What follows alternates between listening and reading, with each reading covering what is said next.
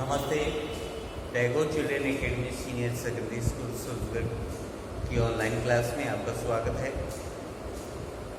कक्षा 10 विषय सामाजिक ज्ञान, लेसन नंबर 3। और जैसा कि हमने पिछले वीडियो के अंदर पढ़ा था, और वो था भारत के राष्ट्रीय आंदोलन।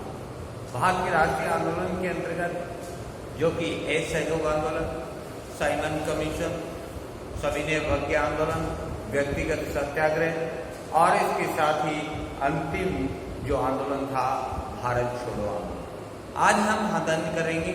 और वो है क्या कि राजस्थान के अंदर जनजाति आंदोलन। जनजाति आंदोलन क्यों हुआ, इसकी वजह क्या थी? क्योंकि अंग्रेज लोग हैं, वो किसी भी समूह को यानी शिक्षित होते हुए नहीं देखना चाहते थे।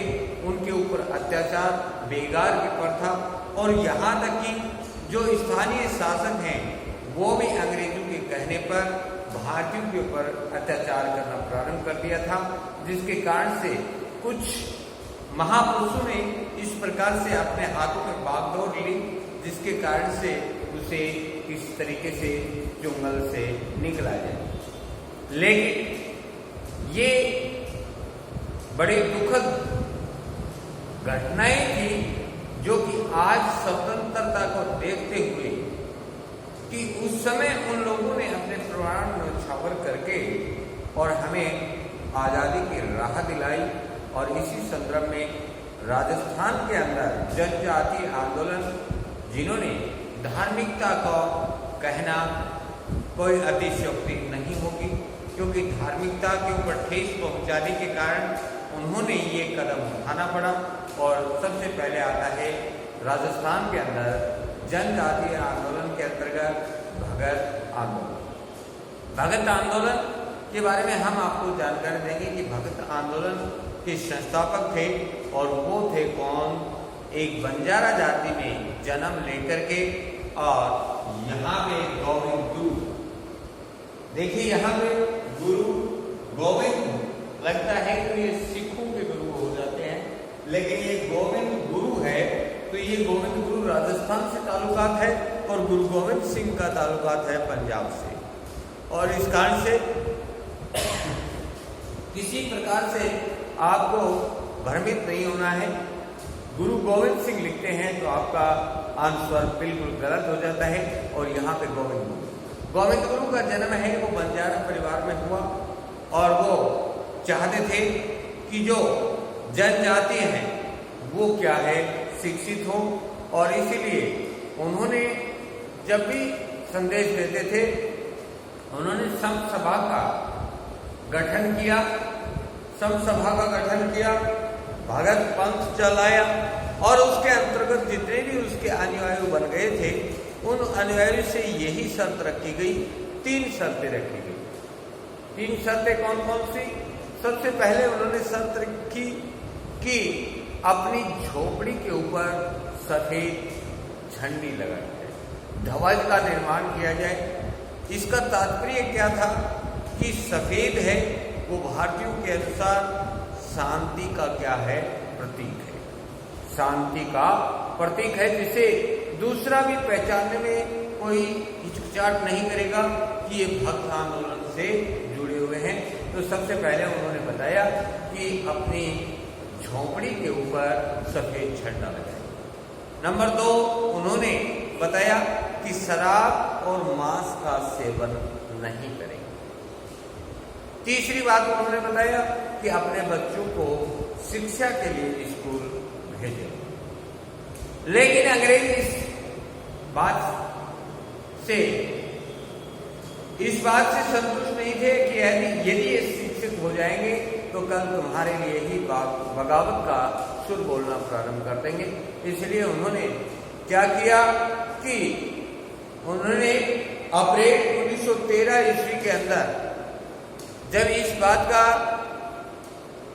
अंग्रेजों को पता चलता है, तो गोविंद गुरु को वो गिरफ्तार कर लेते हैं, लेकिन लोगों के विरोध के कारण उन्हें जल्दी ही जेल से रिहा करना पड़ा। लेकिन जब धीरे धीरे ये बातें सुनने में आई तो भक्त आंदोलन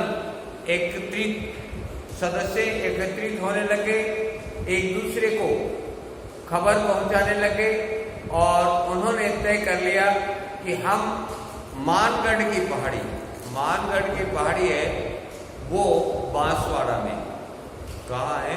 बांसवाड़ा में। जबकि ये जो हैं गोविंद गुरु, इनका जन्म डूंगरपुर जिले में हुआ, राजस्थान के डूंगरपुर जिले में। और मानगढ़ की पहाड़ी जो कि सभा आयोजन करने के लिए इन्होंने निर्धारित स्थान चुना है, वो मानगढ़ की पहाड़ी जो कि वर्तमान में बांसवाड़ा जिले में है। इसके सदस्य भील ग्रासिया इकट्ठे होने लगे धीरे धीरे। और जब अंग्रेजों को इस बात का पता चला तो उन्होंने यहाँ पर अक्टूबर 1913 में मानगढ़ की पहाड़ी पर जो ही ये भील एकत्रित हुए, काफी संख्या में लोग एकत्रित हुए, तो अंग्रेजों को जब पता चला तो उन्होंने क्या किया कि अपनी फौज को भेज करके, सिपाहियों को भेज करके निहत्थे जो प्रवचन सुन रहे भीलों के ऊपर गोलियां चलवा दी, जिसके कारण से बताया जाता है कि 1500 भील इसके अंदर मारे गए। ये जलियांवाला बाग हत्याकांड से भी अति भयानक बताया गया है। और यहाँ पर ये आंदोलन यहीं पे क्या हो जाता है, समाप्त हो जाता है, क्योंकि यहाँ पे गोविंद गुरु को गिरफ्तार कर लिया गया और उन्हें 10 साल की सजा सुना दी। उसके बाद में आता है एक ही आंदोलन। इसमें 1917 ईस्वी में एक ही आंदोलन का प्रमुख कारण क्या रहा? प्रमुख कारण था कि इन्होंने, इन लोगों ने क्या किया कि अंग्रेजी सरकार के खिलाफ बगावत कर। क्यों?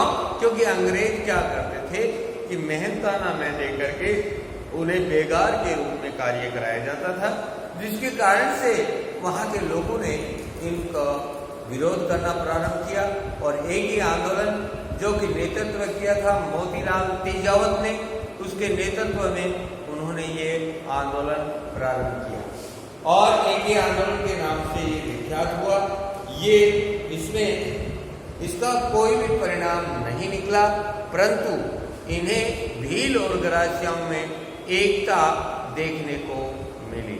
और यही एक मुख्य बात है कि जब आपसी न झगड़ करके और किसी दूसरे के साथ में उन्होंने एक साथ लड़ने का प्रणय लिया और इस प्रण के कारण उन्होंने, बेशक उन्हें असफलता का मुंह देखना पड़ा, लेकिन मुख्य बात यहाँ पे ये आती है कि उनके अंदर एकता की भावना जागृत हुई।